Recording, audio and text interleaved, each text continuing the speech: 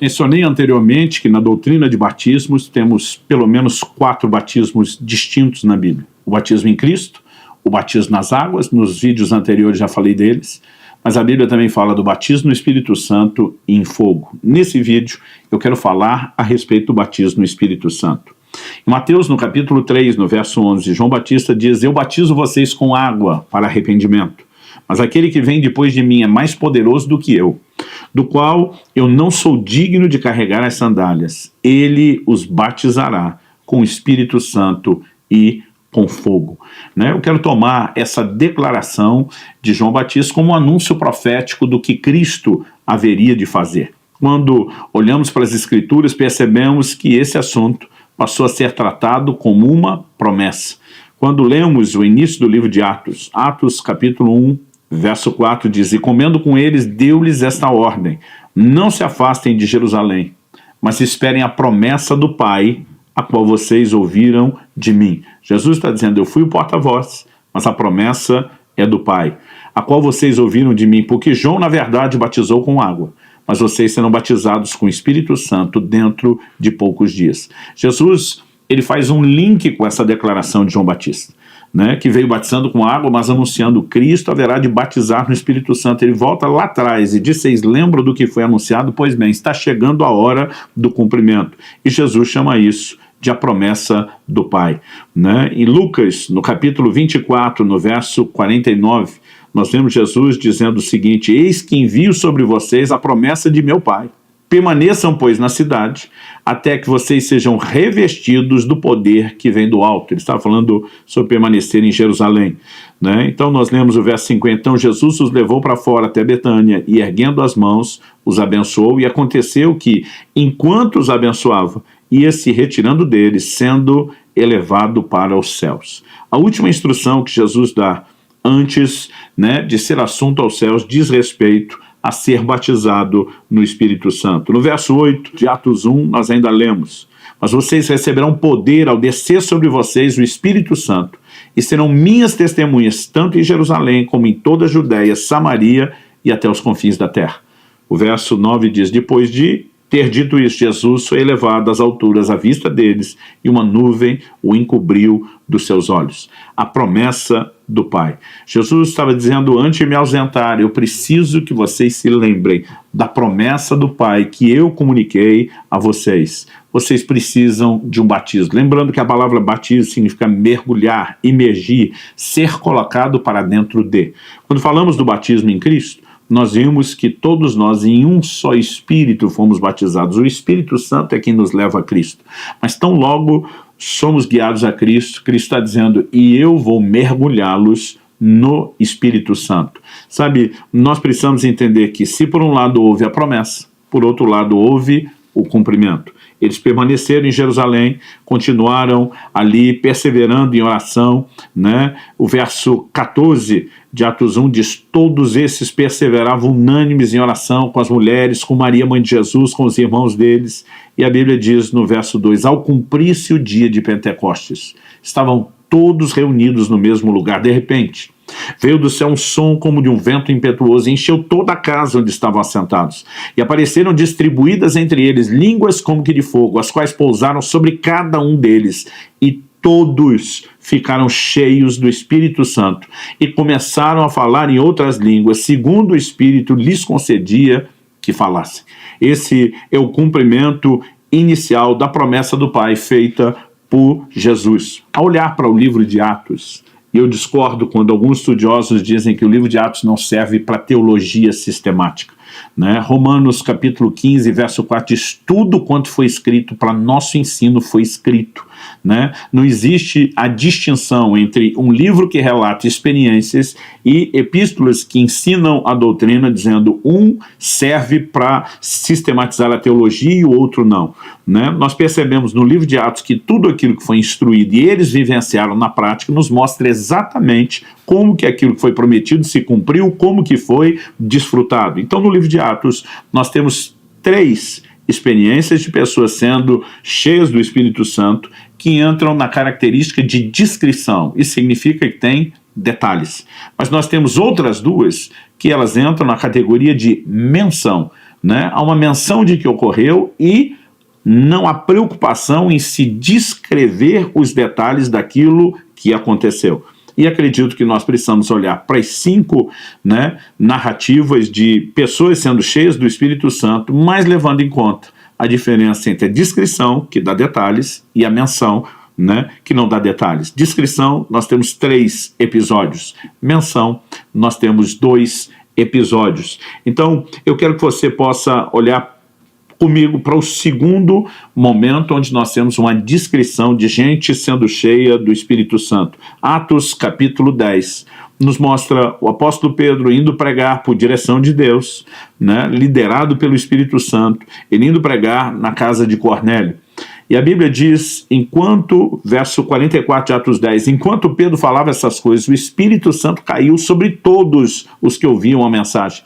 E os fiéis que eram da circuncisão, que tinham vindo com Pedro, admiraram-se, porque também sobre os gentios foi derramado o dom do Espírito Santo. Pois eles os ouviam falando em línguas e engrandecendo a Deus. Então Pedro diz, será que alguém poderia recusar a água e impedir que sejam batizados estes que, assim como nós, receberam o Espírito Santo? Então nós temos aqui uma segunda descrição. A terceira está em Atos, no capítulo 19. A palavra de Deus nos mostra que o apóstolo Paulo chega em Éfeso, encontra um grupo que se intitulava como discípulos, primeira pergunta que ele faz a eles, vocês receberam o Espírito Santo quando creram? Quando eles respondem, pelo contrário, nós nem mesmo ouvimos que existe o Espírito Santo, está no verso 2. Paulo pergunta, que batismo vocês receberam? Ele age como quem diz, não estou reconhecendo um evangelho que foi pregado da maneira como nós esperávamos. Eles respondem, o batismo de João. Né? E aí Paulo explica, João realizou o batismo de arrependimento, dizendo ao povo que cresce naquele que viria depois dele, a saber, Jesus. Basicamente ele diz, Jesus já veio, já instituiu o seu próprio batismo, não só na água, mas tem uma experiência espiritual, né, chamada batismo no Espírito Santo. Batismo na água encena, como já falamos em vídeos anteriores, a experiência do batismo em Cristo. Mas há uma outra experiência espiritual não sacramental, como o das águas, não é um rito como esse se caracteriza, mas é uma experiência espiritual como o primeiro, de ser cheio do Espírito Santo, uma experiência que é chamada de batismo, um mergulho, uma imersão, ser colocado para dentro de Deus. Verso 5 diz, eles tendo ouvido isso, foram batizados no nome do Senhor Jesus, aqui presume-se o batismo nas águas. E quando Paulo lhes impôs as mãos, o Espírito Santo veio sobre eles, e tanto falavam em línguas como profetizavam. Eram ao todo uns 12 homens. Eu li agora os versículos 5, 6 e 7 de Atos 19. Aqui nós temos a descrição do cumprimento da promessa. E agora eu quero passar para mais 2 menções. Uma delas está em Atos, no capítulo 8. A Bíblia nos fala a respeito de Filipe evangelizando Samaria, o poder de Deus estava se manifestando naquela cidade, né? O verso 12 diz que muitos iam sendo batizados, homens e mulheres, mas o verso 14 de Atos 8 diz, quando os apóstolos que estavam em Jerusalém ouviram que o povo de Samaria tinha recebido a palavra de Deus, enviaram-lhes Pedro e João. Chegando ali, oraram por eles para que recebessem o Espírito Santo, pois o Espírito ainda não havia descido sobre nenhum deles, tinham apenas sido batizados em nome do Senhor Jesus. Então lhes impuseram as mãos e eles receberam o Espírito Santo. Então, nós olhamos aqui para uma menção, não temos detalhes de como foi a experiência. A Bíblia menciona que ela aconteceu. E temos um outro exemplo bíblico, também como esse, caracterizado como menção, que é quando o apóstolo Paulo se converte. A Bíblia diz, no versículo 9, que ele esteve 3 dias sem ver, durante os quais nada comeu nem bebeu. Nesse interim, a Bíblia diz que o Senhor aparece para um discípulo chamado Ananias, lhe comunica onde Paulo está e o envia com uma missão de ministrar a vida de Paulo. No verso 17, a Bíblia diz, Ananias foi, entrando na casa, impôs as mãos sobre Paulo, dizendo, Saulo, irmão, o Senhor Jesus, que apareceu a você no caminho para cá, me enviou para que você volte a ver e fique cheio do Espírito Santo. Imediatamente caíram dos olhos de Saulo umas coisas parecidas com escamas e ele voltou a ver e a seguir levantou-se e foi batizado. Depois de comer, sentiu-se fortalecido. Então nós temos nesses 5 exemplos o cumprimento da promessa mencionada em Atos no capítulo 1. Eu e você precisamos também reconhecer que depois de Pedro ter pregado na casa de Cornélio, um dos exemplos que nós já citamos, quando ele volta a Jerusalém e ele se refere àquilo que havia acontecido lá, né? Ele diz assim no verso 15 de Atos 11, quando comecei a falar, o Espírito Santo caiu sobre eles, como também sobre nós no princípio. Então me lembrei da palavra do Senhor, quando disse, João na verdade batizou com água, mas vocês serão batizados com o Espírito Santo. E diz, pois se Deus deu a eles o mesmo dom que tinha dado a nós, quando cremos no Senhor Jesus, quem era eu para que pudesse resistir a Deus? Quando os demais ouviram isso, acalmaram, se glorificaram a Deus, dizendo, então também aos gentios Deus concedeu o arrependimento para a vida. Essa observação de que o que acontece lá está relacionado com a promessa de Jesus também é importante. Agora, a pergunta a ser feita é, em primeiro lugar, falei de uma promessa. Em segundo lugar, destacamos o cumprimento. E agora, em terceiro lugar, a pergunta é, o que é, quando falamos de definição, o que é o batismo no Espírito Santo? Em Atos, no capítulo 1, quando Jesus faz a promessa do Pai, lembra a eles, olha, está para acontecer, não se afastem de Jerusalém, esperem a promessa do Pai, vocês serão batizados com o Espírito Santo, nós vemos que no verso 8 ele diz, vocês receberão poder ao descer sobre vós o Espírito Santo e serão minhas testemunhas, tanto em Jerusalém como Judéia, Samaria e até os confins da terra. Algo que fica evidente para mim é que o batismo no Espírito Santo é apresentado pelo próprio Jesus como um revestimento de poder. O que todo crente precisa saber é que o batismo no Espírito Santo é uma experiência diferente da experiência da conversão.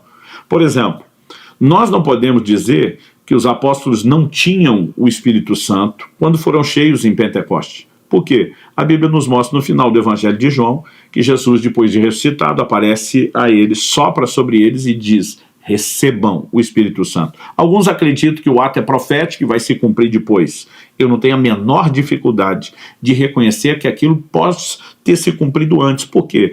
Ninguém tinha o Espírito Santo habitando permanentemente dentro de si no Antigo Testamento. A exceção quando nós temos algo acontecendo, uma mudança sendo preparada, é quando a Bíblia diz que João Batista seria cheio do Espírito Santo desde o ventre da sua mãe, e Jesus o apresenta como sendo o maior dentre os nascidos de mulher. Ou seja, Jesus está dizendo que nenhum homem era grande pelas suas realizações, mas que no reino de Deus, eu e você podemos viver algo diferenciado pela presença do Espírito Santo em nós. Mas o que precisamos entender é que na conversão, nós nos tornamos habitação de Deus. Nós nos tornamos morada de Deus no Espírito. Em Efésios, no capítulo 1, nos versículos 13 e 14, nós lemos assim, nele também vocês, nele, ele está falando de Cristo, que é o que termina o verso anterior, nele também vocês, depois que ouviram a palavra da verdade, o evangelho da salvação, tendo nele também crido, receberam o selo do Espírito Santo da promessa. O Espírito é o penhor da nossa herança, até o resgate da sua propriedade, em louvor da sua glória. Quando que eles receberam o selo do Espírito?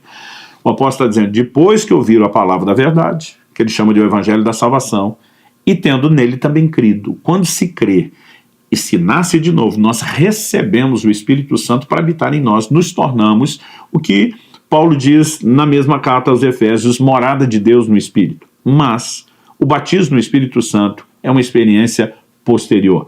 Em relação aos tipos de batismos, que estamos falando na doutrina de batismo, também não há uma ordem. É lógico que o início de tudo é o batismo em Cristo. Nesse momento, a pessoa, quando nasce de novo, ela se torna participante do Espírito Santo.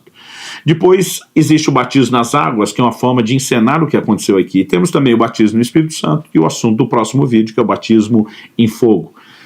Algumas pessoas ficam tentando dizer, não, o batismo no Espírito Santo é o batismo nas águas. Eu digo de jeito nenhum. Na casa de Cornélio, em Atos 10, eles foram primeiro batizados no Espírito Santo, e então Pedro diz, como é que nós vamos negar a água a esses? Vamos batizá-los nas águas também. Isso foi uma experiência que acontece depois. Em Atos, no capítulo 8, nós vemos que as pessoas em Samaria haviam recebido o Evangelho e estavam sendo batizados nas águas, mas ainda não haviam recebido o Espírito Santo. E Pedro e João são enviados para lá para que aconteça isso. Então, na ordem, em Samaria, eles primeiro são batizados nas águas, depois no Espírito Santo. Já na casa de Cornélio, primeiro foram batizados no Espírito Santo, depois nas águas. Em Atos 19, quando Paulo está em Éfeso, no momento em que ele batiza as pessoas, já lhes impõe as mãos, e eles também são cheios do Espírito Santo. Então, alguém pode ser batizado no Espírito Santo e depois nas águas, alguém pode ser primeiro batizado nas águas, depois no Espírito Santo, e alguém pode ter as duas experiências junto. Eu tenho testemunhado em 30 anos de ministério as três coisas acontecerem. Gente que primeiro é batizado nas águas, depois no Espírito Santo, gente que primeiro é batizado no Espírito Santo, depois nas águas, e gente que tem a experiência do batismo no Espírito Santo enquanto está sendo batizado nas águas, embora não seja tão frequente. Eu testemunhei isso muitas vezes. Ou seja, nós não podemos confundir as coisas. O batismo em Cristo é uma experiência de conversão, onde o Espírito Santo passa a habitar na pessoa. O batismo nas águas encena publicamente como confissão o que aconteceu no batismo em Cristo. Mas o batismo no Espírito Santo, uma experiência espiritual, assim como o batismo em Cristo, que é uma segunda experiência, ela se caracteriza como um revestimento de poder para que o evangelho seja pregado. A primeira, né, é o receber o Espírito Santo no sentido da sua presença, de poder desfrutar a sua liderança para poder vivenciar o evangelho. A segunda diz muito mais respeito a ter o poder espiritual para compartilhar o evangelho. Então precisamos reconhecer em essência o que é o batismo no Espírito Santo. Na cabeça de alguns crentes, ele é uma espécie de um diploma. Eu finalmente cheguei lá, eu concluí alguma coisa. Eu digo às pessoas, não, o batismo no Espírito Santo é apenas a porta de entrada. A Bíblia também intercala com o termo ser batizado no Espírito, receber o Espírito, a expressão ser cheio do Espírito Santo, como vemos em Atos no capítulo 2. Agora, ser cheio precisa também ser devidamente entendido, porque a palavra de Deus nos diz lá no Evangelho de João que Deus não dá o Espírito por medida. Então ser cheio não é que, eu recebi um pouco e tinha o Espírito Santo até a altura do joelho, depois recebi um pouco mais, cheguei mais ou menos na metade ali do corpo, na cintura, depois no outro culto ou conferência fui visitado por Deus e agora o nível da água subiu, está mais ou menos no peito, até que finalmente dê a tampa da cabeça. Não. Deus não dá o Espírito por medida. A expressão ser cheio é ser totalmente tomado, totalmente preenchido. Eu diria que isso tem muito mais a ver com a sua rendição a Ele do que qualquer outra coisa. Ser cheio tem mais a ver com o que o Espírito Santo tem de você do que o que você tem dele, porque ele não é fracionado e nem entregue de forma parcelada para cada um de nós. Nessa experiência espiritual do revestimento de poder, existe sempre a possibilidade de um nível de entrega diferenciado que nos leve a viver a vida cristã de uma forma também diferenciada, mas sem perder o foco de que isso não é apenas a capacitação para viver o evangelho, mas viver de tal maneira que a fé seja transbordada, compartilhada, que outros sejam convencidos e alcançados de uma forma sobrenatural e não meramente por esforço natural. Dito isso, eu quero discutir em quarto lugar, em primeiro lugar falei da promessa, em segundo do cumprimento, em terceiro tentamos definir aqui o que é o batismo no Espírito Santo, um revestimento de poder. Em quarto lugar, eu quero mexer num assunto que tem gerado muita discussão, não no meio pentecostal e carismático, mas muitas vezes quando esses estão discutindo com os que não são. Qual é a evidência bíblica, física e inicial do batismo no Espírito Santo? Quando nós olhamos para aqueles 5 relatos do livro de Atos, o que é que nós enxergamos em 3 descrições e 2 menções? Nós precisamos observar isso. Em Atos 2, a Bíblia diz que houve ruído como que de vento, línguas como que de fogo, mas a Bíblia diz que todos falaram em línguas. Quando você chega em Atos capítulo 10, a segunda descrição na casa de Cornélio, a Bíblia diz que todos passaram a falar em línguas e a magnificar a Deus. Você não tem ruído como que de vento, você não tem línguas como de fogo, e tem um elemento diferente que não tem Atos 2, magnificaram a Deus, mas o elemento comum, falaram em línguas. Em Atos 19, a Bíblia diz que eles começaram a falar em línguas e profetizar. Ou seja, lá em Éfeso não teve ruído como de vento, não teve língua de fogo, não magnificaram a Deus. Tem um elemento diferente chamado profecia, o que significa que as experiências não são necessariamente iguais, mas de novo o ponto comum, todos falaram em outras línguas. Outro dia alguém me disse, mas quando a Bíblia diz que Ananias foi lá para ministrar Paulo, para ele ser cheio do Espírito Santo, a Bíblia não diz que ele falou em línguas. E eu normalmente digo para as pessoas também, não diz que ele não falou, porque aquilo não é uma descrição, é só uma menção. Nós não temos os detalhes. O que nós sabemos é que o mesmo Paulo, por quem foi orado para ser cheio do Espírito Santo, em 1 Coríntios 14, 18, ele escreve e diz, dou graças a Deus, porque falo mais em línguas do que todos vós. Então, o texto bíblico, que é uma menção, no caso de Paulo, e não uma descrição, que não diz nem que sim, nem que não, ele, por outro lado, tem um suporte de que Paulo teve a experiência. Então, quando vamos para outra menção, né, bíblica que está em Atos capítulo 8, que é a experiência de Samaria, o que é que eu e você podemos levar em consideração quando tentamos entender, houve algum tipo de evidência? Quando eu olho para o texto, eu digo a você, com certeza houve algum tipo de evidência. O verso 18 de Atos 8 fala de Simão, o mágico, que havia se convertido, diz, quando Simão viu que, pelo fato de os apóstolos imporem as mãos, era concedido o Espírito Santo, ofereceu-lhes dinheiro, dizendo, deem também a mim esse poder, para que a pessoa sobre a qual impuser as mãos receba o Espírito Santo. Observe o seguinte, ele viu que pelo fato dos apóstolos imporem as mãos, as pessoas recebiam. E ele quer comprar o quê? Ele não quer comprar o Espírito Santo, ele quer comprar a capacidade de como eles impor as mãos para que os outros recebam o Espírito Santo.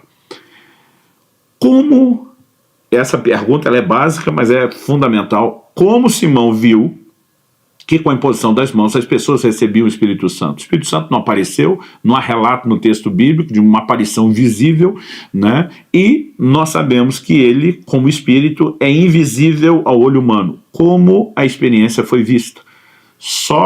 Simão só pôde ver aquilo porque havia alguma evidência física inicial acontecendo. Então, das 3 primeiras menções, nós temos a presença do falar em línguas sempre presente. Nas 2 menções, nós temos, não há descrição aqui e não há detalhes, mas nós sabemos que Paulo falou em outras línguas. Em Atos, no capítulo 8, nós não podemos dizer qual era a manifestação física inicial, mas nós entendemos que os apóstolos já tinham uma mentalidade, né, uma compreensão de um padrão.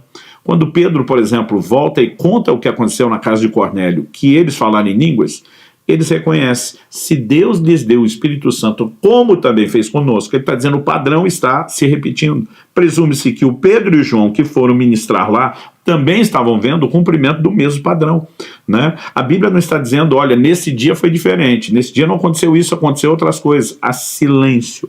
Portanto, nós não podemos dizer o que aconteceu quando a Bíblia não diz, mas o que se presume, não há uma negativa de que eles tenham recebido e tudo parece ter se conduzido de acordo com o formato padrão. O próprio Jesus já havia dito, esses sinais seguirão os que creem, falarão novas línguas. Quando eu olho para as Escrituras, eu percebo um outro princípio, né, um princípio bíblico, de ser cheio do Espírito e falar como consequência desse enchimento. Isso aparece em muitos textos das Escrituras, né? Mesmo quando não se trata do falar em línguas, manifestação que é exclusiva do Novo Testamento. Então, você olha, por exemplo, textos do Antigo Testamento, em Números 11, 25 e 26, os 70 anciãos nomeados por Moisés, quando são cheios do Espírito, profetizam. Em Números 24, 2 e 3, Balaão profetiza. Em 1 Samuel 10, 10, nós vemos Saul profetizando, falando como resultado do enchimento do Espírito Santo. Em 1 Samuel 19, de 20 a 24, os mensageiros de Saul e ele novamente sendo cheios do Espírito Santo e profetizando. E 2 Reis, capítulo 3, verso 15, a Bíblia fala de Eliseu e que a mão do Senhor veio sobre ele e ele passou a profetizar. Em Ezequiel 3,14, a expressão a mão do Senhor é usada para falar do Espírito Santo. Em 2 Crônicas, capítulo 15, verso 1, Azarias, cheio do Espírito Santo, profetiza. Em 2 Crônicas 20, 14, Jaziel, cheio do Espírito Santo, profetiza. Em 2 Crônicas 24, 20, nós vemos Zacarias profetizando. Em Lucas, agora Novo Testamento, capítulo 1, dos versos 39 a 45, Isabel, cheia do Espírito Santo, passa também a falar profeticamente. Lucas, capítulo 1, a partir do verso 67, Zacarias, o pai de João Batista, cheio do Espírito Santo, também passa a profetizar. Então, nós percebemos, olhando para essas declarações bíblicas, que há um padrão entre ser cheio do Espírito Santo e falar. Né? Por exemplo, o apóstolo Paulo diz aos Efésios, não vos embriagueis com vinho, no qual há dissolução, mas enchei-vos do Espírito, falando entre vós salmos, hinos, cânticos espirituais. Né? Em Atos capítulo 4, verso 8, a Bíblia diz, então Pedro, cheio do Espírito Santo, lhes disse, agora nós temos a menção de Pedro, né, que está pregando aos sacerdotes. À medida que olhamos para as Escrituras, o padrão se repete. né? A importância da língua é mencionada por Tiago, lá em Tiago capítulo 3, né? Ele diz: se alguém controla a sua própria língua, ele tem poder sobre todo o corpo, né? Não é de admirar que o Espírito Santo, quando nos enche, queira controlar a nossa língua e a nossa fala. Isso não significa em absoluto que um crente que ainda não falou em línguas, que ele seja menos crente do que o outro, que ele tenha menos do Espírito Santo do que o outro, porque o Espírito Santo não é dado por medida. Agora, significa que ele poderia ter mais do que tem. Eu tenho visto pessoas que não tiveram a experiência, a chamada experiência pentecostal, o batismo no Espírito Santo com evidência, falar em línguas, são crentes fiéis e piedosos. Sabe, a ideia aqui não é comparar, desmerecer. A Bíblia não nos apresenta essa forma de comparação, pelo contrário, a condena. Mas o que eu quero dizer é que o fato de alguém não ter a experiência, estar vivendo algo especial, não significa que não possa viver algo ainda mais especial na sua dedicação. Paulo diz que o que fala em línguas edifica-se a si mesmo. Deus nos deu uma ferramenta de edificação. Por que a gente julgaria que ela é útil para um, mas não é necessária para outro, não faz diferença na vida de outros? Nós precisamos compreender que nada que Deus nos dá é sem importância. Agora, eu encorajo sempre as pessoas que não tiveram a experiência a orar por isso, a buscá-la, mas algo que eu preciso falar aqui, ao encerrar esse assunto, que a experiência deve ser continuamente renovada. Não é porque alguém um dia foi cheio do Espírito Santo, né, que aquilo garantiu a experiência de uma vida inteira. Nós vemos que depois de Pentecostes, no dia de Pentecostes, as pessoas foram cheias do Espírito Santo. Em Atos 4:8, que eu mencionei agora há pouco, nós vemos Pedro falando cheio do Espírito Santo. Mas a Bíblia nos mostra também, em Atos, ainda no capítulo 4, que depois que eles saíram da cadeia, eles começam a orar e clamar a Deus, eles começam, né, a suplicar a Deus que eles pudessem anunciar com toda a intrepidez a palavra, enquanto Deus estendia a mão para fazer sinais, prodígios e milagres por meio do nome de Jesus. E o verso 31 diz: tendo eles orado, tremeu o lugar onde estavam reunidos, todos ficaram cheios do Espírito Santo e com ousadia anunciavam a palavra de Deus. Era gente que já tinha sido cheio do Espírito, que já estava falando a palavra com ousadia, mas continuam experimentando novos enchimentos, né? Aliás, algo interessante de se observar é que em Efésios 5:18, a expressão enchei-vos do Espírito está no que no original grego pode ser classificado como tempo contínuo. Não é o gerúndio que indica que a ação está acontecendo, mas é quase como se fosse: encham-se, continuem a se encher e nunca parem de se encher. Ou seja, uma ação ininterrupta. Gálatas 5:16, depois o verso 24, 25, né, nos falam sobre andar no Espírito, nos falam sobre viver no Espírito, e isso é uma experiência para todos os dias. Eu posso testemunhar que o batismo no Espírito Santo, para mim, que nasci e cresci num lar cristão, mudou completamente o curso da minha vida.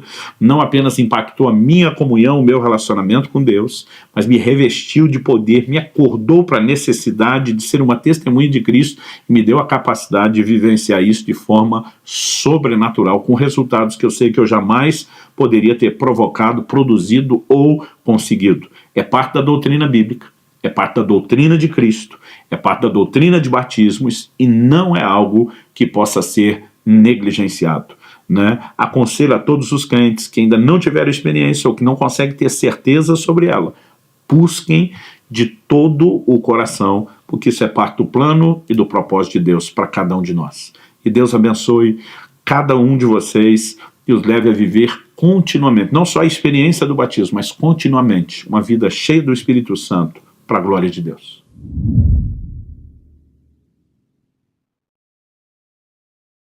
Seguimos falando a respeito do Espírito Santo, tanto sua pessoa como a sua obra. E nessa aula eu quero introduzir um assunto que terá continuidade, que diz respeito aos dons do Espírito Santo.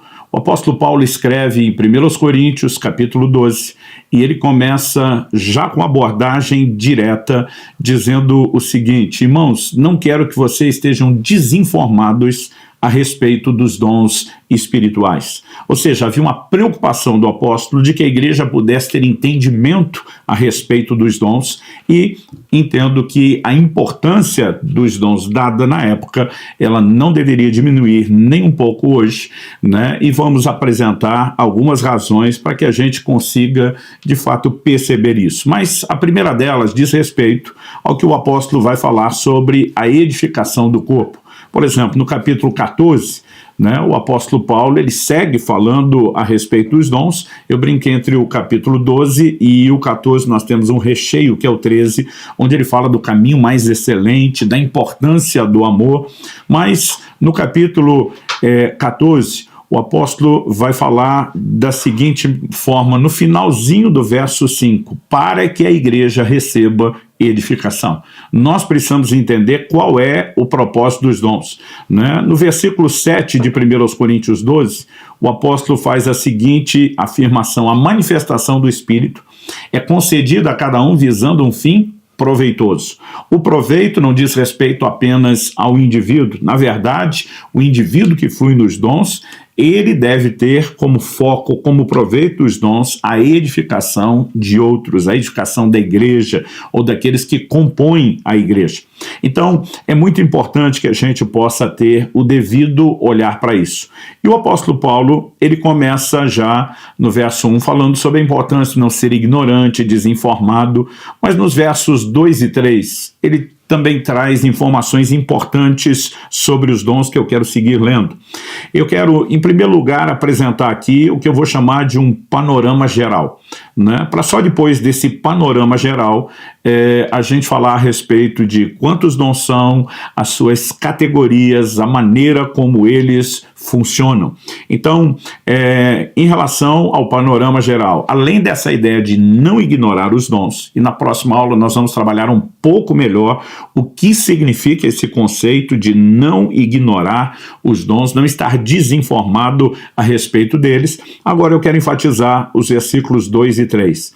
E diz: vocês sabem que, quando eram gentios, se deixavam conduzir aos ídolos mudos conforme vocês eram guiados. Por isso quero que entendam que ninguém que fala pelo Espírito de Deus afirma anátema Jesus. Por outro lado, ninguém pode dizer Senhor Jesus, senão pelo Espírito Santo. Do que é que o apóstolo está falando nesses versículos? Em primeiro lugar, quando ele usa a expressão quando vocês eram gentios, isso precisa ser entendido de uma forma que não é literal. Por quê? A igreja de Corinto, né? Corinto ficava na Grécia, já estava, né, em termos de divisão territorial na Europa. Todos os não-judeus são considerados e classificados como gentios. Então, obviamente eles eram gentios e seguiam sendo gentios. Quando Paulo diz, quando vocês eram gentios, como se deixaram de ser, só existe uma única explicação para isso. Paulo está usando a maneira que era empregada pelos judeus de referir-se aos gentios como os pagãos, os povos sem Deus, aqueles que estavam vendidos à idolatria, e agora ele está falando da conversão. Então, a expressão quando eram gentios não é literal, mas ela se refere ao período de antes da conversão. Então ele diz, comportamento de antes da conversão. Vocês se deixavam conduzir aos ídolos mudos conforme vocês eram guiados. É interessante Paulo fazer esse comentário a respeito dos ídolos, chamando-os e classificando-os de ídolos mudos. Por que fazer essa observação?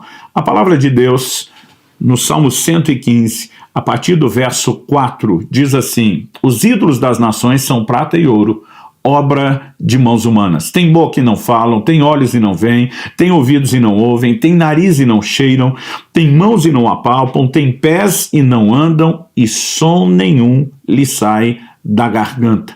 Então, a palavra de Deus está falando sobre a inutilidade dos ídolos. Olhos e não veem, boca, né, e não falam, nariz e não cheiram, mãos e não apalpam. De todas essas características, Paulo pega a primeira aqui, tem boca e não falam, e depois a última, som nenhum lhe sai da garganta. E quando ele se refere aos ídolos, chamando de mudos, ele está dizendo esses falsos deuses, que não eram o único Deus vivo e verdadeiro, não falavam com vocês, né? E eu acredito que o que nós temos aqui é uma base que estabelece um contraste. Antes da conversão, os falsos deuses não falavam. E qual é o contraste? É que agora essas pessoas de Corinto que haviam se convertido servem a um Deus que fala, né? E a pergunta é como Deus fala? Primeira e primariamente por meio da sua palavra, e também essa é a forma pela qual julgamos todas as outras, mas não podemos negar que Deus fala de forma personalizada. O próprio Paulo, que está escrevendo isso,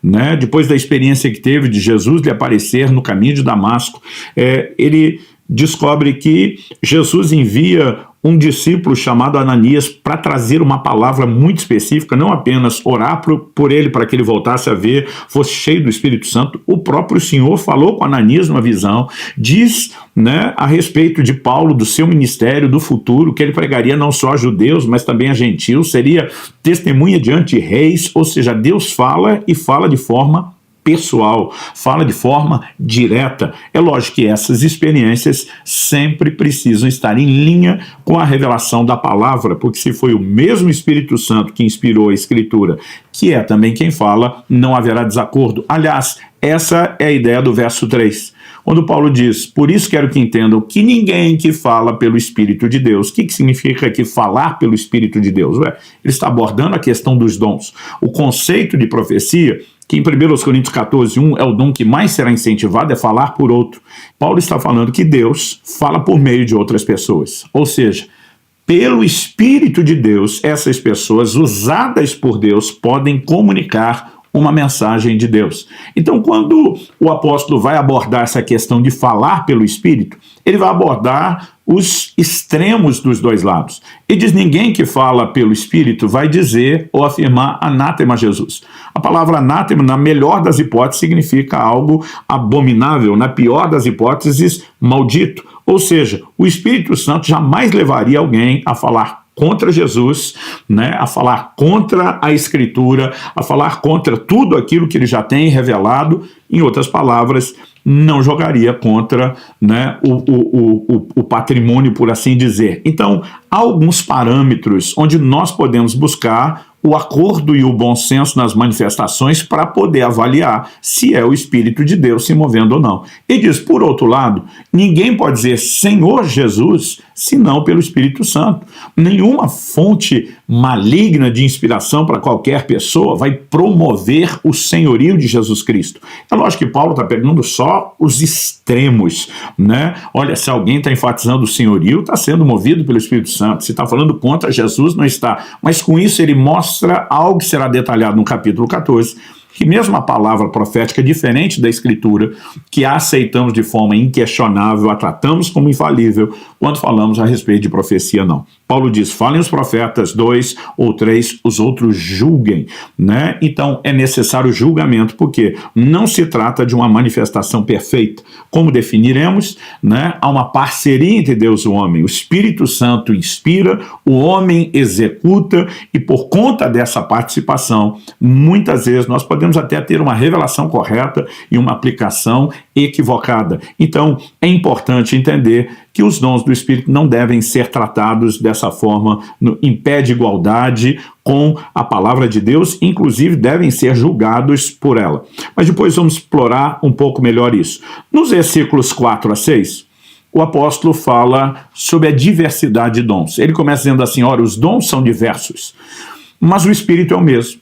E também a diversidade nos serviços, outras traduções dizem ministérios, mas o Senhor é o mesmo. E há diversidade nas realizações, mas o mesmo Deus é quem opera tudo em todos. Aqui eu gostaria de trazer um esclarecimento, porque o foco principal de Paulo, nos capítulos 12, 13 e 14, são as manifestações do Espírito Santo. E aqui ele vai apresentar o que eu chamo de uma interação da Trindade, né? Ele atribui a operação dos dons ao Espírito Santo, mas depois, quando ele diz a diversidade de serviços ou ministérios, mas o Senhor é o mesmo, apesar de no Velho Testamento a expressão Senhor ser usada sempre a Deus Pai, no Novo Testamento ela é aplicada para falar do Senhor Jesus, e é Ele que opera os dons ministeriais. Efésios 4:11 diz que Ele concedeu uns para apóstolos, outros para profetas, evangelistas, pastores, mestres. Então, há uma divisão. Quem é responsável pela operação dos dons, no grego a palavra carisma, né, as manifestações, é o Espírito Santo. Agora, quem é responsável pelos serviços, ministérios ou dons ministeriais? O Senhor Jesus. Mas no verso 6, ele também fala que há diversidade, não só de dons e de ministérios, mas também de realizações. Algumas traduções optaram pela palavra operações. Isso significa o quê? Nós temos uma lista em 1 Coríntios 12, de 8 a 10, de 9 dons do Espírito Santo. Nós temos uma lista em Efésios 4:11 de 5 dons ministeriais. E o que são as operações ou realizações? Tudo o que não entra nas duas primeiras listas, para simplificar, a gente pode colocar aqui. Romanos 12, Paulo fala do que exorta, ele fala do que contribui, né? Existe alguns dons que não são as manifestações sobrenaturais do Espírito Santo, nem estão classificados nesses dons da graça que chamamos de dons ministeriais, mas Deus está trabalhando na igreja. E Pai, Filho e Espírito Santo interagem, como já falamos em aulas anteriores, para que toda a igreja receba a edificação. Com isso é necessário reavaliar algumas listas, porque às vezes as pessoas misturam dons ministeriais, dons do Espírito Santo, realizações, numa lista só, e algumas coisas que eu nem sei se caberiam lá, e fico um pouco confuso para as pessoas entenderem quando falamos sobre os dons. Por exemplo, Paulo, falando sobre essas 9 manifestações do Espírito, ele nos compara, a partir do versículo 12 de 1 Coríntios 12, a um corpo. Ele diz que nesse corpo, né, nós somos coletivamente o corpo de Cristo, todos são parte do corpo, mas individualmente somos membros, e os membros não têm funções similares. É por isso que ele vai dizer, a um é dada a palavra da sabedoria, a outro a palavra do conhecimento. Nós temos funções diferentes, e ele usa exemplo, olho, né, boca, mão, pé. Isso significa o quê? Que cada um de nós, presume-se, deveria ter uma função de cooperação e edificação para com o corpo quando falamos dos dons. Ou seja, os dons do Espírito Santo não são apenas para alguns. Todo membro do corpo deveria carregar pelo menos uma dessas manifestações. Então, a menos que você acredite, né, que é uma verruga no corpo de Cristo, que não dá nem para dizer que está aí de enfeite, ou um apêndice que, se tirado, não vai fazer muita falta, nós precisamos entender que todos deveríamos cooperar e buscar isso em Deus. Digo isso porque alguns têm, às vezes, o hábito de terceirizar. Não, eu já contribuo, então eu não preciso das manifestações do Espírito Santo. Eu acredito que devemos fluir, né, em todas essas diferentes dimensões de operações, sejam os dons, os ministérios ou mesmo as realizações, e todos nós deveríamos ter um olhar específico para os dons. Dito isso, né, eu quero só destacar, mais uma vez, o verso 7, o propósito das manifestações não é promover a pessoa que flui, é promover o senhorio de Jesus, é trazer honra e glória a Deus e edificar as pessoas. Agora, como dito na aula sobre o fruto do Espírito, nós entendemos que o número 9 está associado à frutificação, né? Apresentamos uma visão do candelabro, falando a respeito da sua figura relacionada não apenas com a pessoa, mas com a obra do Espírito Santo, e como da haste central saem 3 braços de um lado, 3 braços de outro, que dá uma visão de equilíbrio, e que em cada um desses 3 braços nós temos 3 amêndoas, e as amêndoas também são figuras de frutificação na Escritura. Portanto, quer seja o fruto do Espírito com a característica de 9, né, eu gosto de chamar de 9 gomos, porque é um fruto só, ou os dons do Espírito, quando vemos uma relação como essa de 9 manifestações, eu não vejo nisso coincidência. Além do equilíbrio entre a visão do fruto e dos dons, nós vemos também o entendimento do número 9 na Bíblia, na tipologia bíblica, associada à frutificação.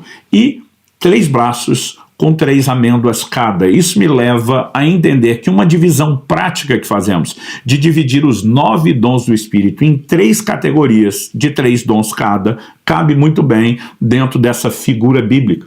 Não estou dizendo isso porque em 1 Coríntios, no capítulo 14, no verso 26, o apóstolo Paulo faz uma afirmação que acredito que é importante, né? Ele diz o seguinte: quando vocês se reúnem, e agora ele vai falar sobre aquela visão de cada um vir com algo para abençoar quem está na reunião, ele diz assim: que fazer então, irmãos? Quando vocês se reúnem, um tem salmo, outro tem ensino, esse traz uma revelação, aquele fala em línguas, ainda outro faz a interpretação, que tudo seja feito para a edificação. Ele usa a expressão aqui, revelação. Aliás, no verso 6 de 1 Coríntios 14, ele também diz isso. E agora, irmãos, se eu for até aí falando em línguas, que proveito vocês terão se eu não falar por meio de revelação, de conhecimento, de profecia ou de doutrina? Então, quando a expressão revelação aparece um pouco solta, alguns dizem: pastor, revelação não é dom do Espírito Santo?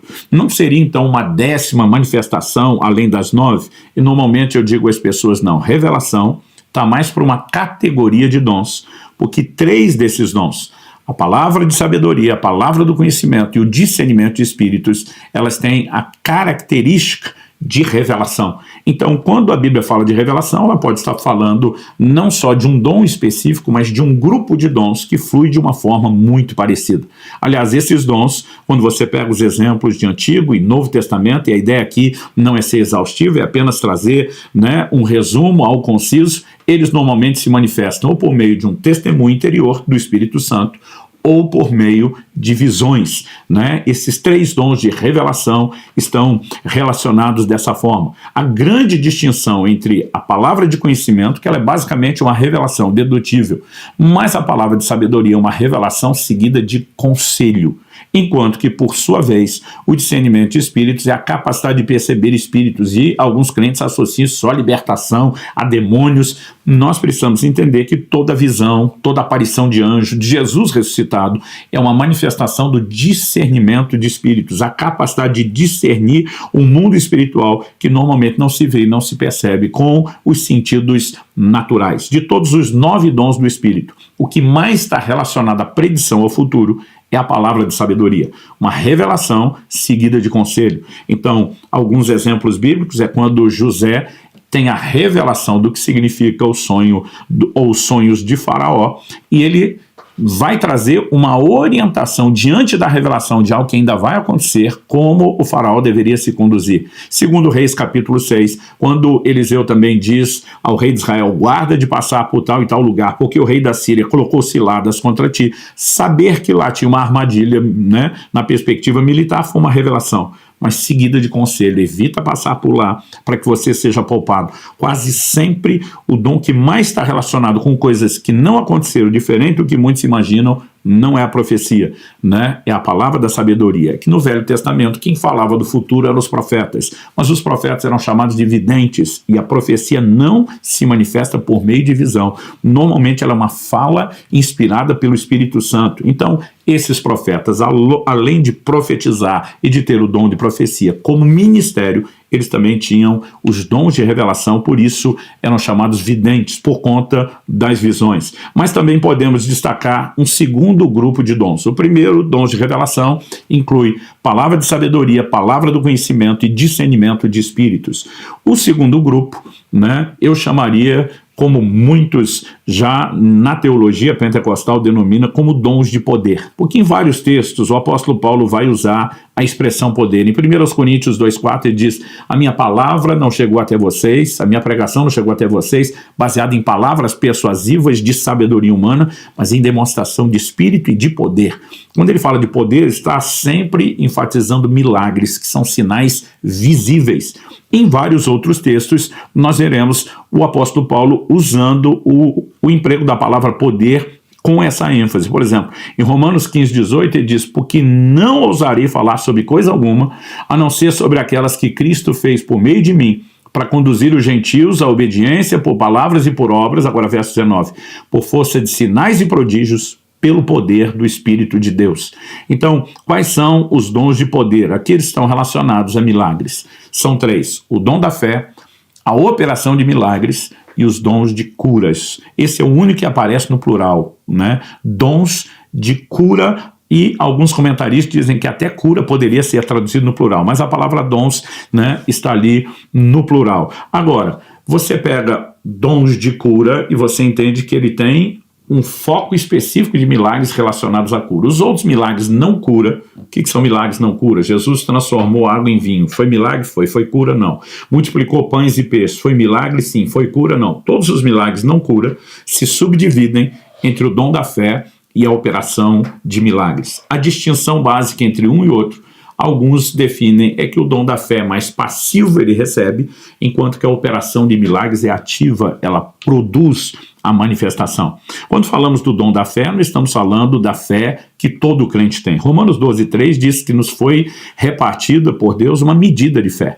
Então a gente não tem a fé toda que poderia ter. A Bíblia diz que essa fé pode e deve crescer, né? Tanto que Jesus repreendeu a pequena fé de uns, elogiou a grande fé de outros, mas Eu diria que o dom da fé é uma espécie de fé especial. Entre o nível de fé a que já chegamos e aquele que falta para um milagre, numa situação específica, Deus pode trazer aquele acréscimo, não porque Ele queira apenas suprir uma necessidade que deveríamos receber com a nossa própria fé, normalmente para nos colocar numa espécie de vitrine onde o nome dele seja exaltado e engrandecido. 2 exemplos desses que estão lá na galeria dos heróis da fé, né, do livro de Hebreus, no capítulo 11, Daniel, que fechou a boca dos leões, seus amigos que apagaram a força do fogo. Nenhum deles experimentou um livramento que se constituísse apenas num benefício pessoal, mas as experiências de ambos promoveram e exaltaram o nome de Deus, engrandeceram o Senhor, o seu reino, né? E esses reis temeram diante de Deus, baixaram decretos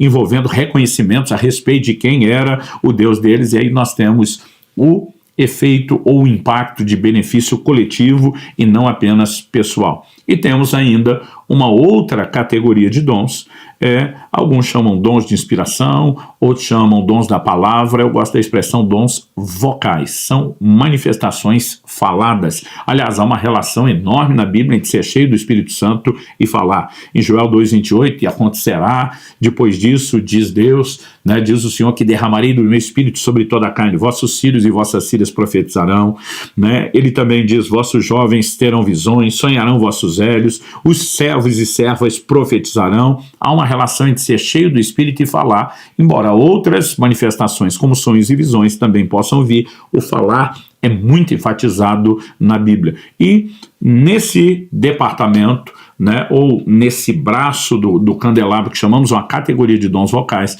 nós temos 3 operações: a profecia, a variedade de línguas e a interpretação de línguas.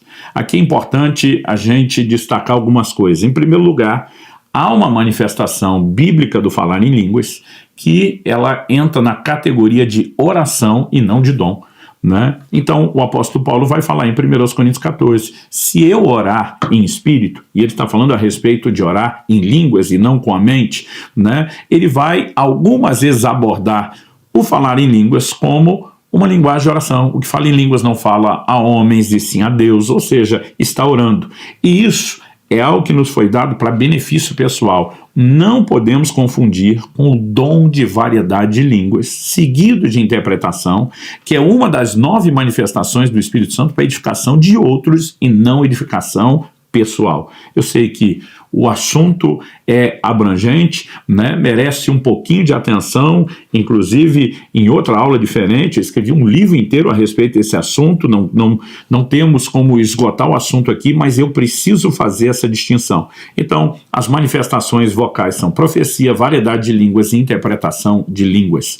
Quando falamos dessa variedade de línguas e interpretação, estamos falando de manifestações do Espírito Santo. Alguns dizem, não, isso é a habilidade humana de falar línguas. Então, para que precisamos do Espírito Santo, né? Qualquer ímpio faz isso, conhecendo uma língua e um idioma, mas não tem a capacidade de comunicar uma mensagem profética divina, porque é isso que variedade de línguas seguida de interpretação é, né? Uma manifestação profética. Paulo diz em 1 aos Coríntios, no capítulo 14 e no verso 5, e essa informação acredito que é muito importante, que línguas com interpretação têm o mesmo peso de utilidade que profecia tem. Ele diz, eu quero que vocês todos falem línguas, mas muito mais que profetizem, pois quem profetiza é superior ao que fala em línguas, a não ser que as interprete, para que a igreja receba edificação. Então, assim, não estamos falando de uma habilidade linguística, estamos falando de gente debaixo de inspiração divina que comunica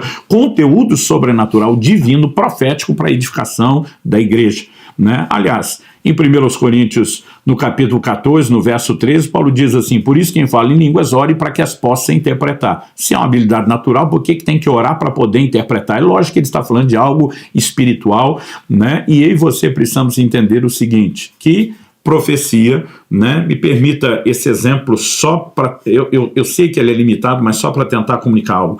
Profecia é como se fosse algo equivalente a uma nota de R$100, línguas e interpretação 2,50. Sozinhos, eles não têm o peso de profecia, mas juntos têm o mesmo valor, porque a mensagem profética em outras línguas, ela recebe sentido por meio da interpretação, e com a união das duas, temos o mesmo peso e o mesmo valor que a profecia, e esses dons promovem também a edificação da igreja. Agora, obviamente, a palavra de Deus fala a respeito de um entendimento correto sobre como operar nos dons, né? A Bíblia diz que nós não devemos criar confusão. Deus não é Deus de confusão, Ele é um Deus de ordem, que tudo deve ser feito com decência. Então, há um entendimento sobre o aspecto humano da execução dos dons, que deve ser executado com sabedoria, com zelo, como o apóstolo Paulo diz. Isso é o tema da próxima aula. Agora, eu quero enfatizar o seguinte: em 1 Coríntios 14, 12, o apóstolo diz: assim também vocês,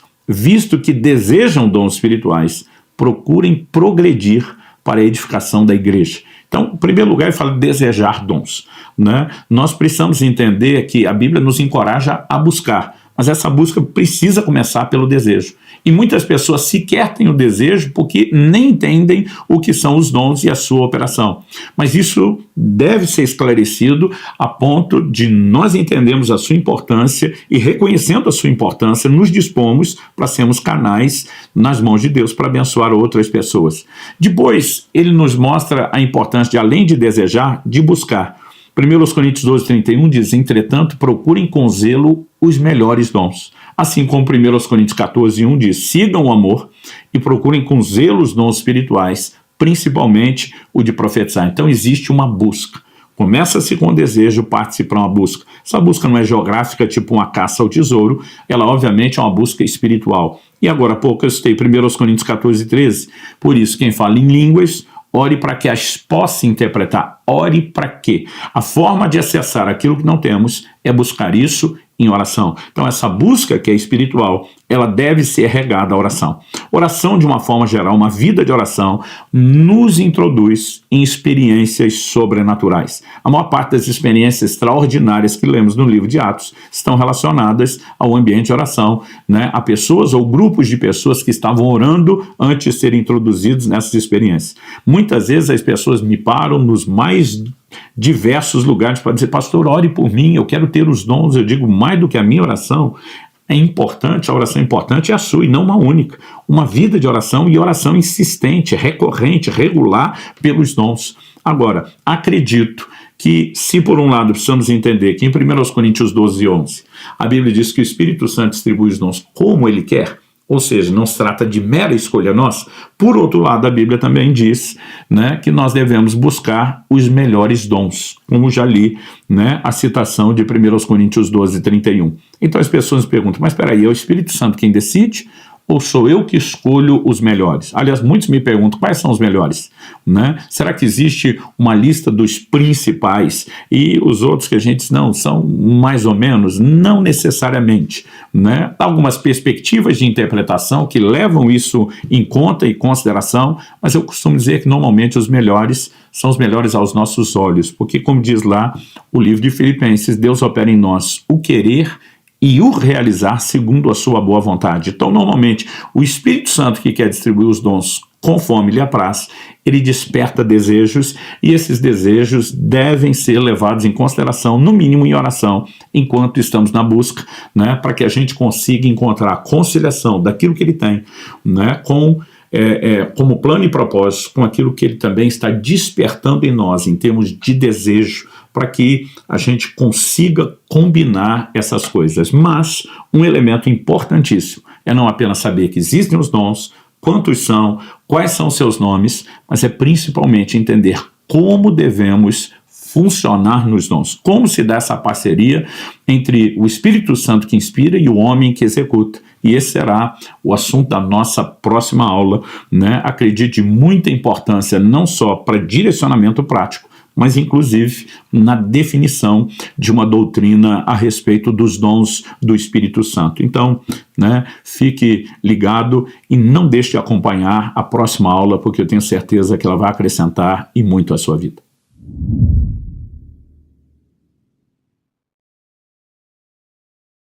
Nesse vídeo eu quero mexer num assunto que tem se tornado um tanto quanto polêmico ou às vezes ignorado no meio cristão, que diz respeito ao sábado, ou se a ordenança sobre a guarda, a observância do sábado como dia de descanso é para hoje. dentro do judaísmo, isso segue irretocável, como de acordo com o ensino da lei de Moisés, mas mesmo no meio cristão, onde pregamos o que eu abordei nos 2 vídeos anteriores sobre mudança de lei. E se você chegou aqui interessado no assunto, sem ter assistido os vídeos sobre mudança de lei, eu gostaria de te encorajar. Temos a parte 1 e a parte 2, porque ali nós estabelecemos toda uma construção e um fundamento para chegar aqui e continuar aqui a partir de agora. Então fica o meu encorajamento para que você acesse o link na descrição. Se possível, veja esses vídeos antes de assistir esse.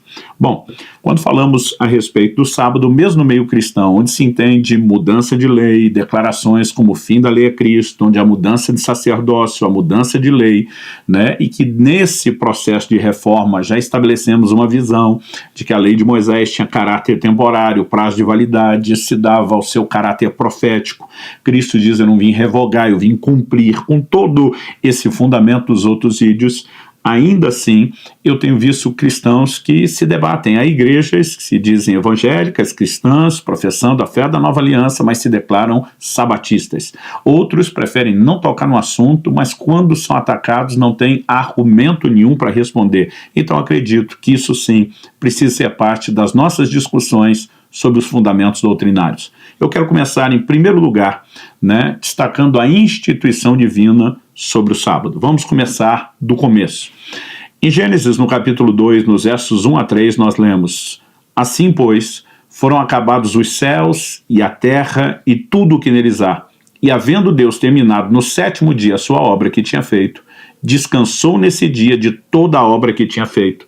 E Deus abençoou o 7º dia e o santificou, porque nele descansou de toda a obra que como Criador tinha feito. Nós temos aqui o final do relato da criação, emendando com o fato de que Deus abençoou, né, que Deus santificou o dia de sábado. Particularmente, não creio que quando a Bíblia fala dos dias da criação esteja falando de dias de 24 horas, até porque nos primeiros 3 dias nós não temos sol e lua para determinar o ciclo. E o último dia, o 7º, que Deus descansou, o livro de Hebreus, ainda fala sobre entrar no descanso de Deus, como se esse dia não cessou. Então, se pelo menos 4 dos 7 não são de 24 horas, eu não tenho nenhum motivo para acreditar que os demais sejam. Agora, independente disso, o Deus que apresentou 7 períodos de tempo e santificou o 7º, aplicou isso para o dia de 24 horas da semana do seu povo, a nação de Israel. Então, nós temos, quando Moisés está relatando a criação, ele vai lá na criação e diz que foi lá que Deus santificou o dia do sábado. Somente por ocasião, né, dos 10 mandamentos, quando o povo já saiu do Egito, é que o sábado é claramente instituído no sentido, né, de ordenança. Na verdade, nós temos uma menção primeiro em Êxodo 16, por ocasião, né, das instruções que Deus dá sobre recolher o maná, e ele diz que no sábado não era para recolher, que na sexta eles poderiam pegar o dobro, né, mas no sábado não poderiam. Mas depois em Êxodo 20, de 8 a 11, nós lemos: lembre-se do dia de sábado para o santificar. 6 dias você trabalhará e fará toda a sua obra, mas o 7º dia é o sábado dedicado ao Senhor seu Deus. Não façam nenhum trabalho nesse dia, nem você, nem seu filho, nem sua filha, nem seu servo, nem sua serva, nem o seu animal, nem o estrangeiro das suas portas para dentro, porque em 6 dias o Senhor fez os céus e a terra, o mar e tudo que neles há, e ao 7º dia descansou. Por isso o Senhor abençoou o dia de sábado e o santificou. Então aqui nós vemos uma relação na aplicação prática sobre o que Deus fez, que um sábado semanal de dias de 24 horas deveria ser guardado. A lei contemplava também, como vou falar daqui a pouco, né, anos sabáticos. 6 anos se trabalhava, o 7º descansava, o que de novo reforça a ideia que eu apresento sobre a criação, de que o princípio do sabá não se limita somente a dias de 24 horas, mas a períodos, mas o seu princípio está lá e a sua aplicação feita no dia da semana é indiscutível. Isso foi apresentado não apenas como mandamento, mas também como um sinal. Êxodo 31, verso 13, diz: fale aos filhos de Israel e diga-lhes o seguinte: certamente vocês guardarão os meus sábados, pois é sinal entre mim e vocês, de geração em geração, para que vocês saibam que eu sou o Senhor que os santifica. Né? A sua observação, né, ou seja, a capacidade de guardar o sábado, foi chamada em Isaías 56, tanto no verso 4 como no verso 6, de guardar a aliança do Senhor. A repetição da ordenança de guardar o sábado, além de constar no decálogo, é digno de nota. Alguns dos textos, para quem quiser estudar, Êxodo 16, de 23 a 30, Êxodo 23, 12, Êxodo 31, de 12 a 17, Êxodo 34, 21, Êxodo 35, 2 a 3, Levítico 23, 3 e Deuteronômio 5, 15. Quando temos muita repetição, nós saímos do nível de informação para ênfase, né? Indiscutível a importância do sábado ao longo de toda a velha aliança, principalmente quando você avalia a cobrança feita por Deus por meio dos profetas, né? Gente como Isaías, Jeremias, Ezequiel, enfim, né? A cobrança do povo pecando ao não observar a guarda do sábado. Inclua-se a isso também, né, a determinação de Deus de anos e não apenas dias sabáticos. Levítico 25, de 2 a 4 diz: fale aos filhos de Israel e diga-lhes, quando entrarem na terra que eu lhes dou, a própria terra guardará um sábado dedicado ao Senhor. Durante 6 anos vocês semearão seus campos, e durante 6 anos vocês podarão as suas vinhas e colherão os frutos delas. Porém, no 7º ano, haverá um sábado de descanso solene para a terra, um sábado dedicado ao Senhor. Não semeie seus campos, nem façam a poda das suas vinhas, durante um ano inteiro, né? Deus advertiu sobre a quebra da guarda do ano sabático e as suas consequências. Levítico 26, 34, 35. Então a terra celebrará nos seus sábados todos os dias da sua assolação, e vocês estarão na terra dos seus inimigos. Nesse tempo a terra descansará e observará os seus sábados. Durante todos os dias da assolação a terra descansará, porque não descansou nos sábados de vocês, quando vocês moravam nela, né? Isso é o que vai acontecer futuramente quando o povo está no exílio de Babilônia, né? O cumprimento dessa palavra, a terra cobrando os sábados que não foram descansados. E vemos também Daniel no capítulo 9, no verso 24, quando o anjo diz a Daniel, 70 semanas estão determinadas sobre o seu povo. A palavra traduzida ali semana é Shabua, é 7. Mas ele não usa a especificação de dia e a mim, então entendemos que são semanas de anos e todo o contexto lá sugere isso.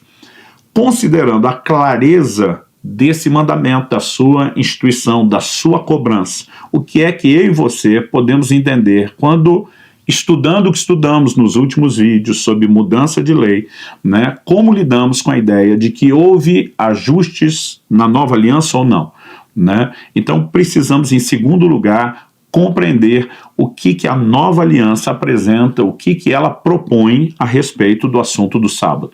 Então, em primeiro lugar, eu gostaria que nós observássemos o que o próprio Jesus falou e também o que ele fez em relação ao sábado. Lucas capítulo 6, de 1 a 5, né, relata o seguinte: aconteceu que num sábado Jesus passava pelas searas e os seus discípulos colhiam e comiam espigas, debulhando-as com as mãos. Alguns dos fariseus lhes disseram: por que vocês fazem o que não é lícito aos sábados? Jesus tomou a palavra e disse: vocês nem ao menos leram o que Davi fez quando teve fome, ele e os seus companheiros, como entrou na casa de Deus e, pegando os pães da proposição, comeu e deu também aos que estavam com ele, pães que não era lícito comer, mas exclusivamente aos sacerdotes? Então Jesus lhes disse: o Filho do Homem é Senhor do sábado. Nesse mesmo relato de Marcos 2, no verso 27, nós temos um outro detalhe apresentado. Jesus mostra que o sábado foi feito por causa do homem e não o inverso. E Jesus acrescentou: o sábado foi estabelecido por causa do homem e não o homem por causa do sábado. A continuação, né, desse texto de Lucas 6, agora segue, a gente leu do 1 a 5, eu vou ler do 6 ao 11, com a abordagem de obras sendo feitas no sábado. O texto diz: aconteceu que em outro sábado Jesus entrou na sinagoga e começou a ensinar. Estava ali um homem que tinha a mão direita ressequida. Os escribas e os fariseus observavam Jesus, procurando ver se ele faria uma cura no sábado, a fim de acharem de que o acusar. Eles não estavam esperando essa cura à toa. Jesus repetia isso com frequência. Mas Jesus, conhecendo os pensamentos deles, disse ao homem da mão ressequida: levante-se e venha para o meio. Ele, levantando-se, ficou em pé. Então Jesus disse a eles: vou fazer uma pergunta a vocês. É lícito no sábado fazer o bem ou fazer o mal? Salvar uma vida ou deixar que se perca? Então Jesus, olhando para todos que estavam ao seu redor, disse ao homem: estenda a mão. Ele assim o fez e a mão lhe foi restaurada. Mas eles se encheram de furor e discutiam entre si quanto ao que fariam com Jesus. Nos dois casos, nós vemos Jesus usando respostas bíblicas para violar o sábado, mas não sustentando a observação do sábado. No primeiro, Jesus usa um exemplo e diz: olha, na lei o próprio Davi comeu o que não podia, né, e saiu impune. né? Nós olhamos para a lei e percebemos nela vários anúncios do que viria na graça. Por exemplo, de acordo com a lei de Moisés, Davi, pelo pecado do adultério com Batseba e do homicídio de Urias, tinha que morrer. Mas o Senhor disse: seu pecado foi perdoado e você não vai morrer. Nós temos uma sinalização das mudanças futuras e vindouras da graça. Eu creio que ao Jesus citar o texto de Davi, ele não está criando nenhuma ideia, um senso de contradição, mas mostrando sinais que estavam lá. E ele diz: o Filho do Homem é Senhor do sábado. Naquele momento, Jesus está dizendo: não sou eu que devo obediência ao sábado, o sábado é que se curva diante de mim. No entanto, não há como negar que Jesus obedeceu à lei. Até quando? Até que ela deixasse de estar em vigor, como abordamos nos outros vídeos. Quando Jesus se recusa a apedrejar em João 8, aquela mulher apanhada em flagrante adultério, ele não está desobedecendo a lei, porque ele pode olhar para uma lei que deixou de estar em vigor, e mudança de lei é o ponto de partida, sustentação do que estamos falando aqui, e agir como quem diz: eu não devo obediência a ela. O que não significa que anteriormente Jesus, ao longo de toda a sua caminhada, não tenha respeitado todos os preceitos da lei. De novo, nós vemos a repetição do que está acontecendo aqui, né? Agora, olhando para os textos bíblicos, nós percebemos, né, uma abordagem onde Jesus deixa claro que outros, além dele, que é Senhor do sábado, além dos seus discípulos que estavam colhendo para comer no sábado, poderiam violar o sábado. Isso está em João capítulo 5, de 8 a 18. Estou apresentando todos esses textos para mostrar que não só Jesus não ensinou absolutamente nada sobre a guarda do sábado, como na verdade ele questionou isso. Mas não chega em nenhuma conclusão antes de colocarmos todas as peças do quebra-cabeça. Vamos lá. Em João 5, de 8 a 18, nós lemos: então Jesus lhe disse ao paralítico que ele havia acabado de curar no tanque de Betesda: levante-se, pegue o seu leito e ande.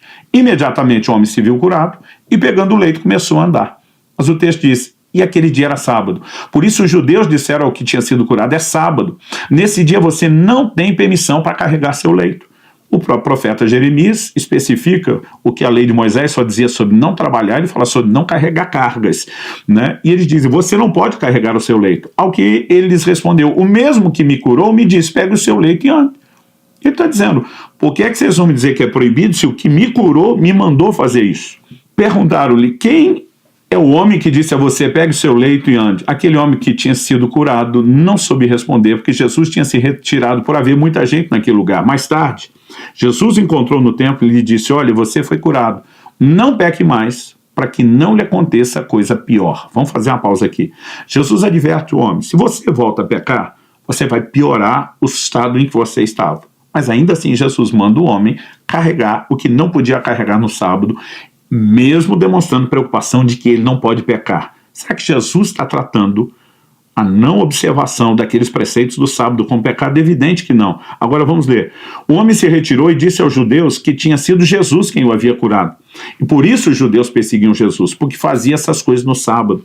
Mas Jesus lhes disse: meu pai trabalha até agora e eu trabalho também. Por isso os judeus cada vez mais queriam matá-lo, porque além de desrespeitar o sábado, também dizia que Deus era seu próprio pai, fazendo-se igual a Deus. Então Jesus não tenta dizer aqui que curar não é trabalhar. Ele diz: meu pai trabalha, eu também trabalho. Ele não tenta dizer que carregar o leito não era, né, trabalho, mas ele diz: eu estou mandando você fazer isso no sábado. Tudo isso seria absolutamente contraditório se Jesus estivesse olhando para o sábado como um mandamento a ser preservado na nova aliança e na nova lei que ele vem instituir, inclusive a declaração para o homem sobre não pecar. Temos outros textos, como João 9,16, que nos mostram o que diziam sobre Jesus. Por isso, alguns dos fariseus diziam: esse homem não é de Deus, porque não guarda o sábado, né? Essa é a forma como tratavam Jesus. Mas outros diziam: como pode um homem pecador fazer sinais como esse? E houve divisão entre eles. Bom, Jesus não falou absolutamente nada sobre a guarda do sábado e coloca ele em xeque em todos esses comportamentos e declarações. Vamos avançar. Concílio de Jerusalém, em Atos 15. Apóstolos e presbíteros se reúnem para discutir uma questão doutrinária. Uma igreja dos gentios, que era a igreja de Antioquia, foi visitada por judeus convertidos, porém judaizantes, que queriam impor a prática da lei de Moisés a eles, entre eles exigindo a circuncisão literal. A Bíblia diz que Paulo e Barnabé, que era o pastor daquela igreja, Paulo estava servindo lá, debate com eles. A confusão, a discussão foi tão intensa que eles resolvem subir a Jerusalém para discutir a questão, né, como quem diz, a igreja precisa de um posicionamento claro a todos os gentios que estão se convertendo. né? Posteriormente, nós vamos ver Paulo escrevendo aos Romanos e aos Gálatas e falando da não necessidade da circuncisão literal, da circuncisão do coração, mas quando sobem para discutir aquilo, eles chegam a uma conclusão. Atos 15, 28 e 29. Pois pareceu bem ao Espírito Santo e a nós. Eles não estão só dizendo, olha, o que a gente acha, o que a gente imagina. Eles reconhecem a direção do Espírito Santo naquele processo e o próprio fato de constar nas Escrituras nos faz entender que ela, que é inspirada por Deus, guiada pelo Espírito Santo, foi de fato sustentada como tal. Então o texto diz, pois pareceu bem ao Espírito Santo e a nós não impor a vocês maior encargo, além dessas coisas essenciais, que vocês se abstenham das coisas sacrificadas a ídolos, bem como do sangue, da carne de animais sufocados e da imoralidade sexual. Se evitarem essas coisas, farão bem, passem bem. As únicas exigências daquilo que se determinava na lei, que foi passado para a igreja dos gentios, para os santos da nova aliança, não incluem a guarda do sábado. O que é que foi apresentado para eles? Né? Vocês têm que se guardar da idolatria. Isso é sustentado no Novo Testamento. Eles dizem também, vocês têm que se abster do sangue e da carne sufocada. Parecem dois mandamentos, mas na verdade os dois são um. O segundo é um desdobramento do primeiro. A carne sufocada era o animal, né, que era morto sem o derramamento de sangue, ou seja, o consumo do sangue está implícito ali, e isso é sustentado na nova aliança. O que nos vídeos passados já explicamos. Não é tudo da lei de Moisés se joga fora. Precisamos entender o que foi reformado, precisamos entender o que foi ampliado, precisamos entender o que teve cumprimento, precisamos entender o que houve ajustes e precisamos entender aquilo que se preserva e continua. E aqui no Concílio de Jerusalém nós temos as coisas que se preservam, inclusive o guardar-se da imoralidade sexual. Mas não há absolutamente nenhuma orientação a respeito do sábado.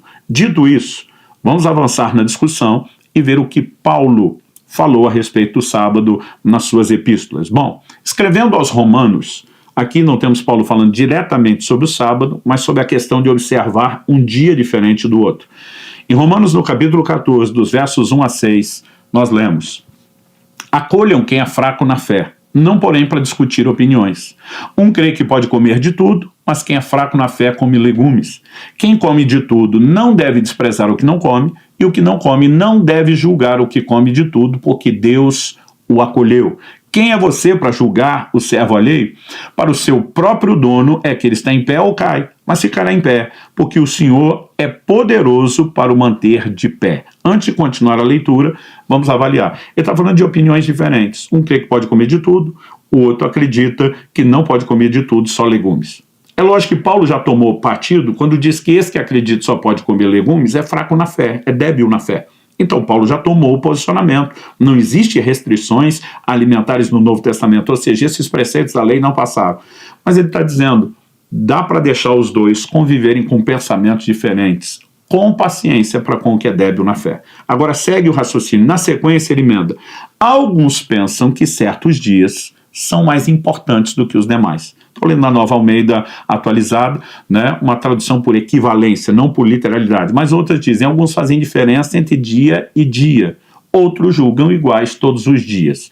Então, se um faz diferença, outro julga igual, o que faz diferença é porque entende que é especial. Aqui nós temos uma interpretação com explicação. Alguns pensam que certos dias são mais importantes do que os demais, mas outros pensam que todos são os iguais.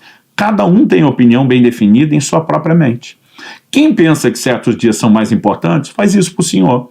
Quem come de tudo, faz isso para o Senhor porque dá graça a Deus. Quem não come de tudo é para o Senhor que não come e não dá graça a Deus, embora ele não falou, está pontuado implicitamente que quem não faz diferença também está tudo bem.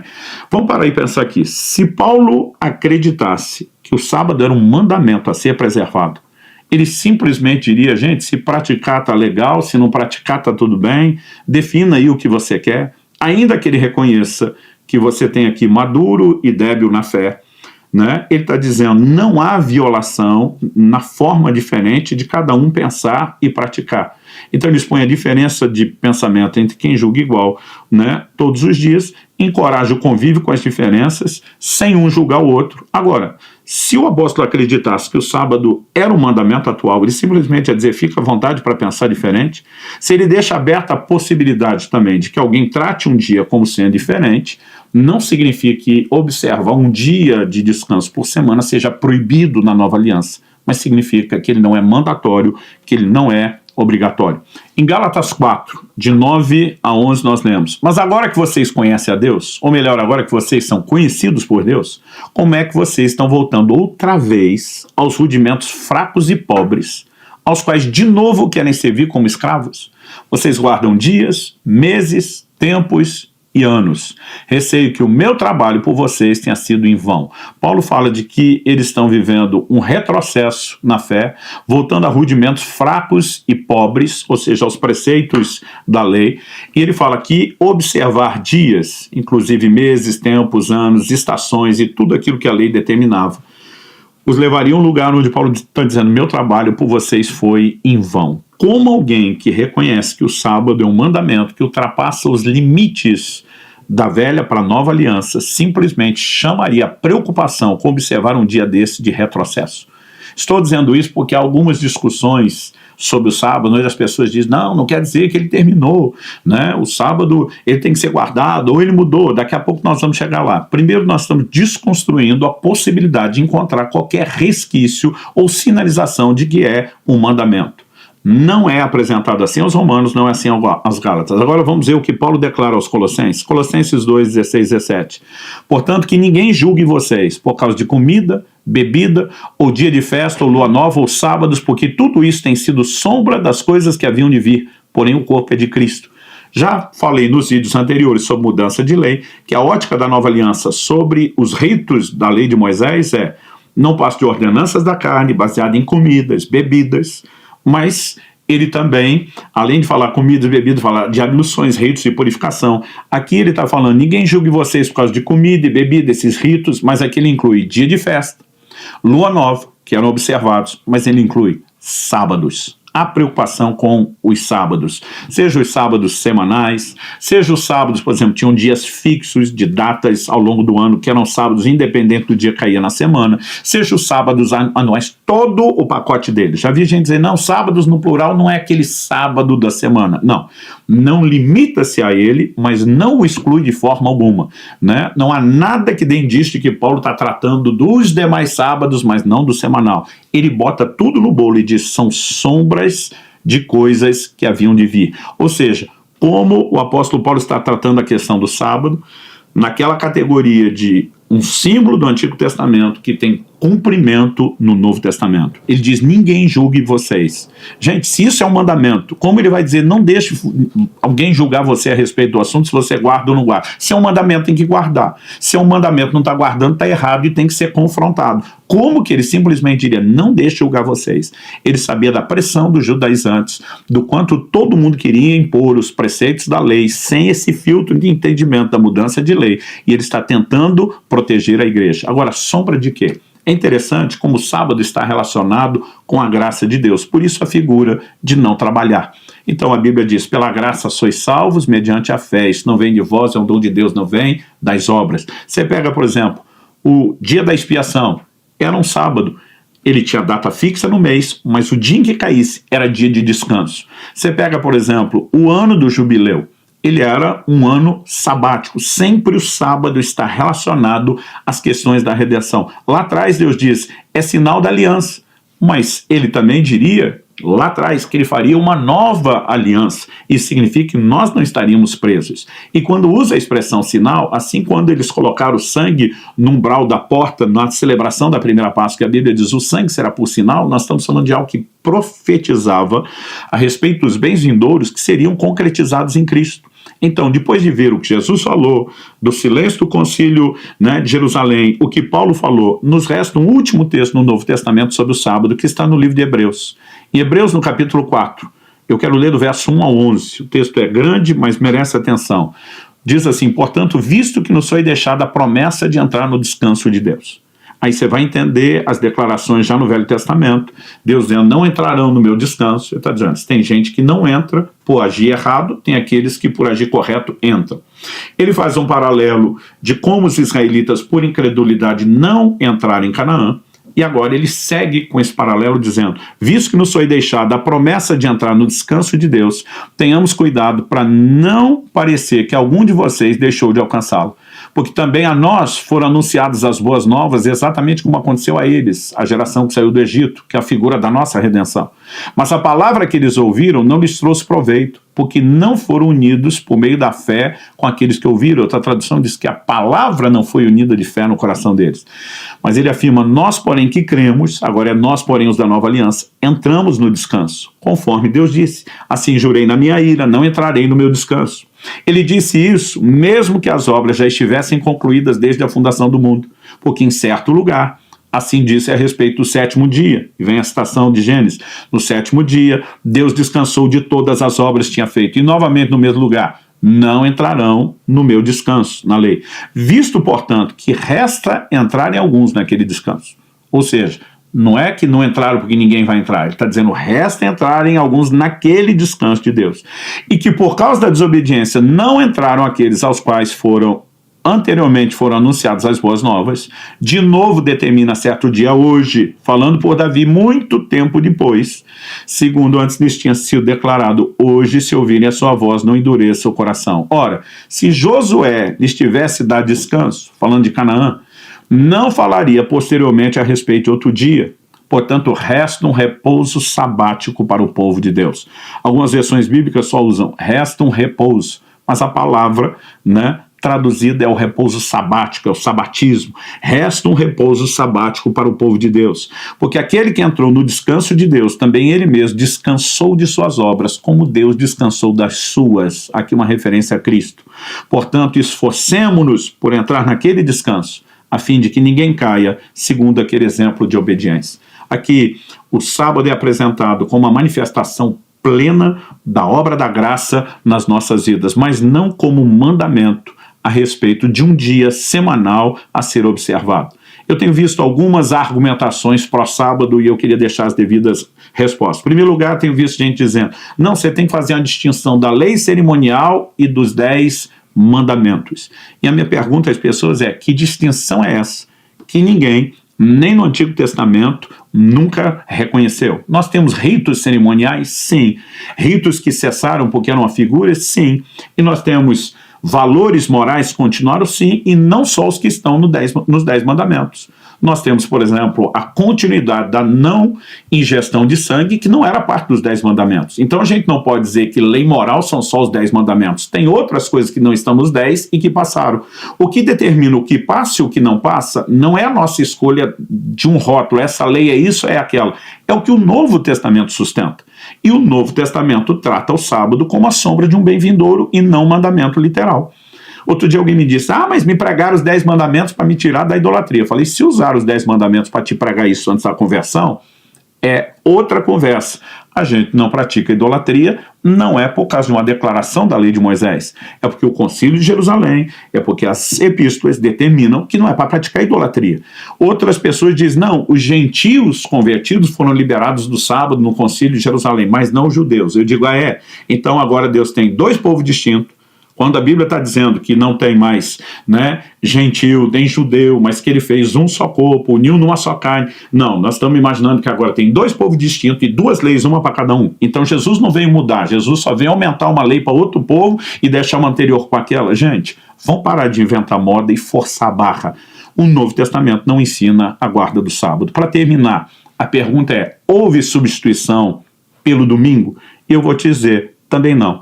Eu sei que em Apocalipse 1, no verso 10, João diz lá, achei-me espírito no dia do Senhor. Alguns discutem que a expressão dia do Senhor, que aparece várias vezes no Novo Testamento como evento escatológico, tanto lá em 1 aos Coríntios 1, verso 8, no dia do Senhor Jesus, 1 Tessalonicenses 5, 2, o dia do Senhor vem como ladrão, 2 Tessalonicenses 2, 2, falando da vinda de Jesus, ele diz, ninguém faça vocês entender que esse dia já chegou, e é sempre o evento final da vinda de Cristo.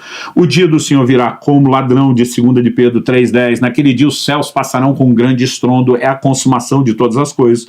Um grupo defende, João está dizendo, achei-me espírito no dia do Senhor, na revelação do final. Faz sentido com todo o Apocalipse. Porém, a descrição de como ele apresenta dia do Senhor é apresentado por muitos dizendo, não, aquilo está falando de dia semanal, tem um contexto diferente. Ainda que seja, João teria feito um comentário e não teria estabelecido uma determinação da substituição do sábado pelo domingo, porque não há nada na Bíblia falando a respeito de fazer distinção entre uma coisa e outra. Ah, pastor, mas cultos foram registrados sendo praticados no domingo. É verdade. Atos 27:8 diz, no primeiro dia da semana, nós nos reunimos a fim de partir o pão.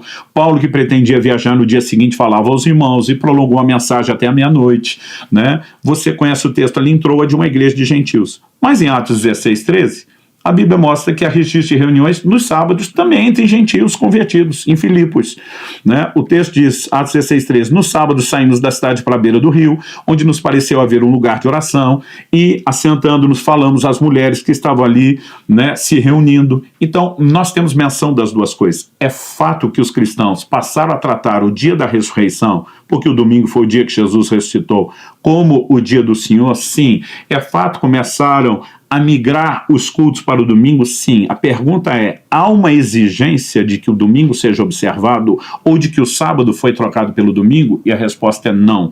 Na minha opinião, tentar fazer uma mudança do sábado para o domingo é mais incoerente ainda do que guardar o sábado, porque não há nenhuma clareza de chamá-lo de dia do Senhor não significa que as coisas que eram aplicadas ao sábado foram transferidas para ele. Então, de qualquer forma, quando falamos sobre a guarda do sábado, não há uma continuidade literal. Porém, eu encerro dizendo, no mínimo nós temos um princípio de descanso. O corpo precisa de uma pausa do trabalho, a mente também, nosso coração deveria ter pelo menos um dia por semana dedicado ao Senhor, né? Se você pode fazer isso como a maioria das igrejas que tem os seus cultos principais no domingo, ótimo. Se você é alguém que precisa trabalhar no domingo e tem um outro sabá para o seu corpo, que não é exigência da lei, mas é um bom princípio a ser observado, você não está quebrando a lei, né? E se alguém por alguma razão diz, ah, mas se eu quiser observar o sábado só porque eu quero, eu digo, faça isso, mas não imponha sobre lei para os outros. Acredito que esse, né, é a visão a respeito do sábado que nós devemos ter. Uma ordenança estabelecida por Deus, que na nova aliança é vista como uma sombra de algo futuro que ainda nos aguarda e não se cumpriu.